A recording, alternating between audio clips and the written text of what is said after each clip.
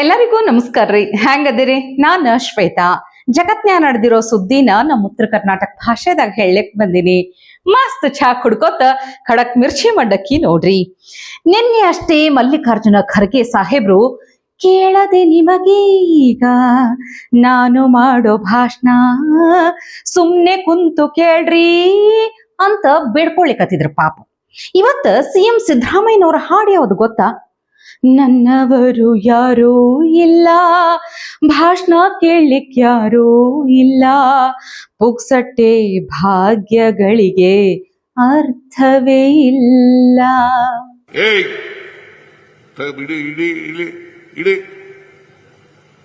ನಿಮ್ಮನ್ನ ನೋಡಕ ಜನ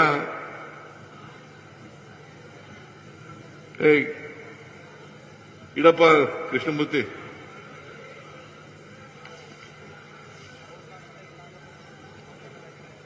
ಎಲ್ಲ ಖಾಲಿ ಆಗೋದ್ರು. ಇನ್ನೇನು ಭಾಷಣ ಮಾಡೋದು?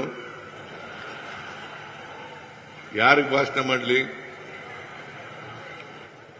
ಎಲ್ಲ ಹಿಂದಕ್ಕೆ ತಿರುಗಿ ನೋಡ್ರಯ್ಯ.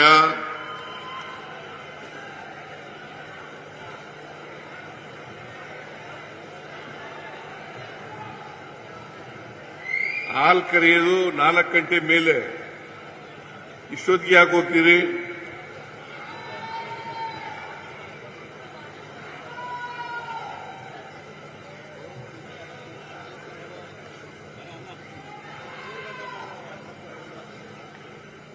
ಆದ್ರಿಂದ ನಾನು ಹೆಚ್ಚು ಮಾತಾಡಕ್ ಹೋಗಲ್ಲ. ನಿಲ್ಸ್ಬಿಡ್ಲೇನೆ ಜಿಟಿ ದೇವೇಗೌಡ? ಛೇ ಛೇ ಛೇ ಛೇ, ಚಾಮರಾಜನಗರದಾಗ ನಮ್ಮ ರಾಜ್ಯದ ಈ ರಾಜನ ಮಾತು ಕೇಳಲು ಯಾವ ನರಪಿಳ್ಳೆಯು ಉಳಿಯಲಿಲ್ಲವೇ? ಇದು ಎಂಥ ದುರ್ವಿಧಿಯೇ! ಛೇ, ಏನ್ ಮಾಡ್ತೀರಿ ಹೇಳ್ರಿ. ಇನ್ನ DCM DK ಶಿವಕುಮಾರ್ ಅವರು ಖರ್ಗೆ ಸಾಹೇಬ್ರು ಸಿದ್ದು ಸಾಹೇಬ್ರು ಹಾಡದ ಮ್ಯಾಲ DK ಅವರನ್ನ ಸುಮ್ಮನೆ ಕುಂದ್ರತಾರ ತಿಳ್ಕೊಂಡ್ರೆ ನೀವ? ನೋ ವೇ, ಚಾನ್ಸೇ ಇಲ್ಲ. ವಜ್ಜಾಗೈತಿ ಸರ್ಕಾರಕ್ಕೆ, ವಜ್ಜಾಗೈತಿ, ಖಾಲಿ ಆಗೈತಿ ಖಜಾನೆ, ಖಾಲಿ ಆಗೈತಿ. ಖರೆ ಹೇಳಿಕತ್ತೇನ್ರಿ, ಗ್ಯಾರಂಟಿ ಯೋಜನೆಗಳು ಸರ್ಕಾರಕ್ಕೆ ಬರ್ಡನ್ ಹೊರೆ ಆಗೈತಿ ಅನ್ನೋದನ್ನ ಸ್ವತಃ DK ಶಿವಕುಮಾರ್ ಅವರೇ ಒಪ್ಕೊಳ್ಳಿಕತ್ತಾರ. ಯಾಕೆ ಅಂತಂದ್ರೆ ಹೆಚ್ಚು ಕಮ್ಮಿ 5,000 ರೂಪಾಯಿ ಅಷ್ಟು ಒಂದು ಮಕ್ಕಳಿಗೆ ಉಳಿಲಿ, ಒಂದು ತಂದೆ ತಾಯಿಗಳಿರಲಿ, ಫ್ರೀ ಬಸ್ಸುಗಳಾಗಲಿ, ಫ್ರೀ ಕರೆಂಟ್ 200 ಯೂನಿಟ್ ಕರೆಂಟ್ ಇರಲಿ, ಇವೆಲ್ಲ ಯಾಕೆ ಸ್ಕೀಮ್ಸ್ ಎಲ್ಲ ಕೊಟ್ಟಿದ್ದೀವಿ ಅಂದ್ರೆ ಸರ್ಕಾರಕ್ಕೆ ಬರ್ಡನ್ ಆಗ್ತಾ ಇರ್ಬೋದು. ಬಟ್ ಸರ್ಕಾರ ಏನೇ ಬರ್ಡನ್ ಆದ್ರೂ ಸರ್ಕಾರಕ್ಕೆ ಬರ್ಡನ್ ಆಗ್ತಾ ಇರ್ಬೋದು. ಬಟ್ ಸರ್ಕಾರ ಏನೇ ಬರ್ಡನ್ ಆದ್ರೂ ಹೊರೆ ಆದ್ರೂ ಮುಂದುವರಿಸ್ತೀವಿ ಅಂತ ಹೇಳ್ತಾರ. ಅಂದ್ರ ರಾಜ್ಯದ ಖಜಾನೆ ಎಷ್ಟರ ಮಟ್ಟಿಗೆ ಖಾಲಿ ಆಗೈತೆ ಅಂತ ಒಂದ್ ಎಕ್ಸಾಂಪಲ್ ಕೊಡ್ತೀನಿ ನೋಡ್ರಿ ನೀವು. ಅದ್ರ ಬಿಸಿ ಅಂಗನವಾಡಿ ಮಕ್ಕಳಿಗೂ ತಟ್ಟು ಬಿಟ್ಟೈತಿ 50 ಪೈಸೆ. 8 ಆಣೆ. 8 ಆಣೆಗೆ ಏನ್ ಸಿಗ್ತದ ಹೇಳ್ರಿ? ಬಹುಶಃ ಇವತ್ತಿನ ಬಹಳಷ್ಟು ಮಕ್ಕಳಿಗೆ 8 ಆಣೆ ಅನ್ನೋದ ಐತಿ ಅಂತ ಗೊತ್ತಿರುವುದಿಲ್ಲ. ಅಂಗನವಾಡಿ ಮಕ್ಕಳಿಗೆ ಈ ಮೊದಲು ಪ್ರತಿ ಮಕ್ಕಳಿಗೆ ಕಾಯಿಪಲ್ಯಕ್ಕಂತ ಹೇಳಿ 2 ರೂಪಾಯಿ ನಿಗದಿಯಾಗಿತ್ತು. ಅದನ್ನ ಈಗ 50 ಪೈಸೆ ಕೇಳಿಸ್ಯಾರ ನೋಡ್ರಿ. ಮಕ್ಕಳ ತಾಟಿನಿಂದಲೂ ಕಿತ್ಕೊಳ್ಳುವಷ್ಟು ಬಡತನ ಸರ್ಕಾರಕ್ಕೆ ಬಂದೈತ್ಯಾ ನೋಡ್ರಿ. ಎಷ್ಟೇ ಬಡತನ ಬಂದ್ರು ತೀರಾ ಪಾಪ ಮಕ್ಕಳಿಗೆ ಕೊಡುವಂತ ಊಟದಾಗೂ ಕತ್ರಿ ಹಾಕ್ಬೇಕು ಅನ್ನೋ ಕೊಳಕ ಯೋಚನೆ ಬರ್ತೈತಲ್ಲ, ಅದೇ ಆಶ್ಚರ್ಯ ನೋಡ್ರಪ್ಪ. ಇದಕ್ಕ ಪಬ್ಲಿಕ್ ಟಿವಿ ರಂಗಣ್ಣ ಅವರು ಶಿಸ್ತು ಮಂಗಳಾರತಿ ಎತ್ಯಾರ. 50 ಪೈಸಾ ಏನ್ ಬರುತ್ತೆ ಸರ್? ಅಯ್ಯಪ್ಪ, ಸರ್ಕಾರಗಳ ಇವೆಲ್ಲ ಕಾಮನ್ ಸೆನ್ಸ್ ಇದೆಯೇನ್ರಿ ನಿಮಗೆಲ್ಲ? ಹೆಂಗಾಗತ್ತೆ ಅಂತಲೂ ಯೋಚನೆ ಮಾಡಲ್ವಾ? 50 ಪೈಸಾ 10 ಮಕ್ಕಳಿಗೆ 5 ರೂಪಾಯಿ. 5 ರೂಪಾಯಿಗೆ 10 ಮಕ್ಕಳಿಗೆ ಮಾಡ್ಕೋ ಸಾಂಬಾರಲ್ಲಿ ಯಾವ ತರಕಾರಿ ಹಾಕ್ತಿರಪ್ಪ 5 ರೂಪಾಯಿಗೆ? ಹುಡುಕಬೇಕಷ್ಟೇ. Horrible governments. ಈ ಸುಖಕ್ಕೆ ನೀವು ಅಂಗನವಾಡಿ ಯಾಕೆ ನಡೆಸ್ತೀರಿ? ತೆಗೆದು ಬಿಡ್ರಿ ಸುಮ್ಮನೆ. ಮಾಡಿದೀವಿ ಅನ್ನೋ ಥರ ಹಾರಿಬಲ್ ಅಪ್ಪ. ದೇಶದಲ್ಲಿ ನಿಮ್ಮದು MLAಗಳದ್ದು ಇದೆಲ್ಲ ಚೆನ್ನಾಗಿ ರೈಸ್ ಮಾಡಿಸ್ಕೊಳ್ಳಿ. ಇನ್ನು ಸರ್ಕಾರಿ ಕೆಲಸ ಇವತ್ತು ಸಿಗ್ತೈತಿ ನಾಳೆ ಸಿಗ್ತೈತಿ ಅಂತ ಕಾಯ್ಕೊಂಡು ಕುಂತಿರುವಂತಹ ಧಾರವಾಡದ ಯುವಕರು ರೊಚ್ಚಿಗೆ ಎದ್ದು ಬಿಟ್ಟಾರ. ಆಕ್ಚುಲಿ ಖರೆ ಹೇಳ್ಬೇಕಂದ್ರ ನಾನು ಕೆಲಸ ಕಡಿಮೆ ಮಾಡ್ಯಾರ ಅವ್ರು. ಯಾರ್ಯಾರದ್ದು ಯಾವ್ಯಾವ ಹಗರಣಗಳದಾವ, ಬ್ಯಾರೆ ಕೆಲ್ಸಕ್ಕೆಲ್ಲ ತಮ್ಮ ಶಾಸಕರು ಮಂತ್ರಿಗಳು ಉದ್ಧಾರಕ್ಕೆಲ್ಲ ಸರ್ಕಾರದ ಬಳಿ ರೊಕ್ಕ ಇರ್ತೈತಿ. ಆದ್ರೆ ಸರ್ಕಾರಿ ಉದ್ಯೋಗ ಕೊಡಿಸ್ತೀವಿ ಅಂತ ಭರವಸೆ ಕೊಟ್ಟು ಅದನ್ನ ಈಡೇರಿಸ್ಲಿಕ್ಕೆ ಇವ್ರ ಬಳಿ ರೊಕ್ಕ ಇರಲ್ಲ ಅಂತ ಹೇಳಿ ಸಿಟ್ಟನ್ಯಾಗ ಏನ್ ಮಾತಾಡಿದ್ದೆ ಆಡಿದ್ದು. ಅವರಿಗೆ ಫಾರಿನ್ ಅಡ್ಡಾಡಕ್ ದುಡ್ಡು ಇರುತ್ತೆ, ಎಲ್ಲದಕ್ಕೂ ದುಡ್ಡು ಇರುತ್ತೆ. ಕಾಲ್ ಫಾರ್ಮ್ ಮಾಡಕ್ ಮಾತ್ರ ಯಾವ್ದಕ್ಕೂ ದುಡ್ಡು ಇರಲ್ಲ. ಬಡವ್ರ ಮಕ್ಕಳಲ್ಲಿ ಸಾಲ ಮಾಲ ಮಾಡ್ಕೊಂಡು ನಾವು ಇಲ್ಲೇ ಬಾಡಿಗೆ ಕಟ್ಕೊಂಡಿದ್ದೀವಿ. ಅದರಲ್ಲಿ ಲೈಬ್ರರಿ ದುಡ್ಡು ನಮ್ಮ ತಿಂಗಳ ಬಾಡಿಗೆ ದುಡ್ಡು ಯಾರು ಕೊಡ್ತಾರೆ? ಓದಿಸ್ತಾ ಇರೋ ಮನೆಯಲ್ಲೇ ನಾವು ಏನಂತ ಉತ್ತರ ಕೊಡ್ಬೇಕು ಅವರಿಗೆ?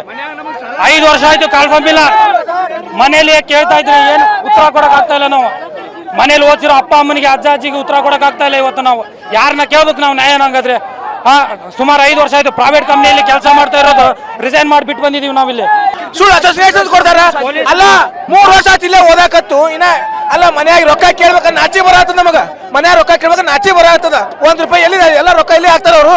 ಮನೆ ಇವ್ರು ಏನು ಆಡಿಸ್ ಗಿಡಿಸ್ ಕೊಡ್ತಾರ? ಇವ್ರು ಎಲ್ಲಿ ಕೊಡ್ತಾರ್ರಿ? ಇವ್ರು ಎಲ್ಲಿ ಕೊಡ್ತಾರ? ಹೇಳ್ರಿ. ಕರೆಕ್ಟ್ ಆಗಿ ಟೈಮ್ ಕನ್ಫರ್ಮ್ ಆಗಿಲ್ಲ ಸರ್. ಸುಳ್ಳು ಭರವಸೆ ಮೇಲೆ ಸುಳ್ಳು ಭರವಸೆ. ನಮಗೆ ಯಾವುದೇ ಸುಳ್ಳು ಭರವಸೆ ಬೇಡ. ನಮಗೆ ಆಟೋಮೆಟಿಕ್ ಕನ್ಫರ್ಮ್ ಆಗತ್ತಂದ್ರೆ ಕನ್ಫರ್ಮ್ ಮಾಡ್ಲಿ. ಬರೀ ಸುಳ್ಳು ಹೇಳ್ತಾ ಇರ್ತಾರೆ ಸರ್. ಒಂದು ತಿಂಗಳಿಗೆ ₹1000 ಸರ್. ನಾವು ಎಲ್ಲಿಂದ ಕಟ್ಬೇಕು ಸರ್ ನಾವು? ಇನ್ನು ಇವತ್ತಿನ ಮಿರ್ಚಿ ಮಂಡಕ್ಕಿದಾಗ ಒಂದು ದೃಶ್ಯ ಕಣ್ತುಂಬಿಕೊಳ್ಳಲೇಬೇಕು. ಇಸ್ರೇಲ್ ಸಂಸತ್ನ್ಯಾಗ ನಮ್ಮ ದೇಶದ ಪ್ರಧಾನಿ ನರೇಂದ್ರ ಮೋದಿಜಿ ಅವರನ್ನ ಹಾಡಿ ಹೊಗಳಿದಂತ ಅದ್ಭುತ ಕ್ಷಣ ಒಂದ್ಸಲ ನೋಡ್ಬೇಕ್ರಿ ನೀವು. Distinguished guests, it is our profound honor to welcome the leader of the world's largest democracy and a leader that defining statesman of our time, the Prime Minister of the Republic of India, His Excellency Narendra Modi. Namaste.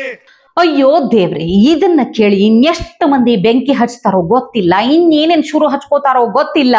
ಆದ್ರ ನಾ ಹೇಳುದಿಷ್ಟೇ ನೋಡ್ರಪ್ಪ, ಬರ್ಕೊಳ್ಳೋರ್ ಬರ್ಕೊಳ್ಳಿ, breaking news ಬರ್ಕೊಳ್ಳಿ, ಉರ್ಕೊಳ್ಳಿ, ಏನೂ ಮಾಡ್ಲಿಕ್ಕೆ ಆಗುದಿಲ್ಲ. ಹೊಟ್ಟಿ ಉರಿಗೆ ಯಾವ ಮದ್ದು ಹೇಳ್ರಿ? ಹೆಂಗೋ ಅವ್ರ ತಾವ ತಣ್ಣಗ್ ಮಾಡ್ಕೋಬೇಕಷ್ಟೇ, ಮತ್ತಿನ್ನೇನಿಲ್ಲ. ಇನ್ನು ಇವತ್ತಿನ ಮಿರ್ಚಿ ಮಂಡಕ್ಕಿದಾಗ ಒಂದು ಪಂಚಿಂಗ್ ಕಮೆಂಟ್ ಓದುವಂತಹ ಟೈಮ್ ಓದ್ತೀನಿ ಕೇಳ್ರಿ. ರಾಮಲಿಂಗೇಗೌಡ 2788 ಅನ್ನುವಂಥವ್ರು ಕಮೆಂಟ್ ಮಾಡ್ಯಾರ. ನೋಡಮ್ಮ ಶ್ವೇತಾ, ನಿಮ್ಮ ಮೇಲೆ ನಮಗೆ ಬಹಳ ಬೇಜಾರಾಗಿದೆ. ಏಕೆ ಅಂತೀರಾ? ಮೊದಲೆಲ್ಲ ನೀವು ಮಾಡುವ ಸಂಚಿಕೆಗಳಿಗೆ ಬರುವಂತಹ ಕೆಲವು ಪಂಚಿಂಗ್ ಕಾಮೆಂಟ್ಗಳನ್ನ ಓದುತ್ತಿದ್ದೀರಿ. ಆದ್ರೆ ಈಗ ಉತ್ತಮ ಕಮೆಂಟ್ಗಳನ್ನ ಓದುವುದನ್ನ ನಿಲ್ಲಿಸಿದ್ದೀರಿ. ಆದ್ದರಿಂದ ನಮಗೆ ಬೇಜಾರಾಗಿದೆ. ಈಗ ನಿಮ್ಮ ಸಂಚಿಕೆಯ ವಿಷಯಕ್ಕೆ ಬರುತ್ತಿದ್ದೇನೆ. ಸಿದ್ರಾಮುಲ್ಲಾ ಖಾನ್ ಪಕ್ಕ IAS ಅಧಿಕಾರಿಗಳು ಕೂರುವಂತಿಲ್ಲ. ಡಾಕು DK ಪಕ್ಕ ತೆಲುಗು ಬಿಡ್ಡ ನಿಲ್ಲುವಂತಿಲ್ಲ. ಹುಚ್ಚನಿಗೆ ಕೇವಲ ಕೈ ಸನ್ನೆ ಮಾಡಿ ತೋರಿಸಿದ್ದಾನೆ DK. ಇದಕ್ಕೆ ಖುಷಿ ಪಡಬೇಕು. ಈ ಹಿಂದೆ ಬಿಜೆಪಿ ಅಧಿಕಾರದಲ್ಲಿದ್ದಾಗ ಕೊರೋನಾ ಲಾಕ್ಡೌನ್ ಸಮಯದಲ್ಲಿ ಮೇಕೆದಾಟು ಯೋಜನೆಗೆ ಆಗ್ರಹಿಸಿ ಪಾದಯಾತ್ರೆ ಮಾಡುವ ಸಂದರ್ಭದಲ್ಲಿ ಮೊಹಮ್ಮದ್ ನಲಪಾಡ್ DK ಪಕ್ಕಕ್ಕೆ ಬಂದಿದ್ದೇ ತಡ ನಲಪಾಡ್ನ ಕಪಾಳಕ್ಕೆ ಹೊಡೆದು ಹಿಂದಕ್ಕೆ ತಳ್ಳುತ್ತಾನೆ. ಈ ವಿಡಿಯೋ ನಿಮ್ಮ ಸ್ಟುಡಿಯೋದಲ್ಲಿ ಸಹ ಇದೆ, ನೋಡಿ ಒಮ್ಮೆ ಖುಷಿ ಪಡಮ್ಮ ಶ್ವೇತಾ ಅಂತ ರಾಮಲಿಂಗೇಗೌಡ ಅವರು ಕಮೆಂಟ್ ಮಾಡ್ಯಾರ. ಇನ್ನು ಮುಂದೆ ಇಂಥ ಪಂಚಿಂಗ್ ಕಮೆಂಟ್ ಗಳನ್ನ ಅವಾಗ ಓದ್ತೀನಿ ಅಂತ ಹೇಳ್ತಾ ಇವತ್ತಿನ ಕಾರ್ಯಕ್ರಮ ಮುಗಿಸ್ಲಿಕ್ಕತ್ತೀನಿ. ನಾಳೆ ಇಂಥವೇ ಮತ್ತೊಂದಷ್ಟು ಸುದ್ದಿ ತರ್ತೀನಿ. ಛಾ ಇಟ್ಕೊಂಡು ಮಿರ್ಚಿ ಮಂಡಕ್ಕೆ ನೋಡ್ಲಿಕ್ಕೆ ಕಾಯ್ಕೊಂಡಿರ್ರಿ. ಟಿವಿ ವಿಕ್ರಮ, ದೇಶ ನಿಮ್ಮ ಕೈಯಲ್ಲಿ. ಈ ಕಾರ್ಯಕ್ರಮ ನಿಮಗೆ ಇಷ್ಟ ಆಗಿದ್ದಲ್ಲಿ ಲೈಕ್, ಶೇರ್ ಹಾಗೂ ಕಮೆಂಟ್ ಮಾಡಿ. ಟಿವಿ ವಿಕ್ರಮದ ಕಾರ್ಯಕ್ರಮಗಳನ್ನು ನಿರಂತರವಾಗಿ ವೀಕ್ಷಿಸಲು ಸಬ್ಸ್ಕ್ರೈಬ್ ಮಾಡಿ, ಬೆಲ್ ಐಕನ್ ಒತ್ತಿ.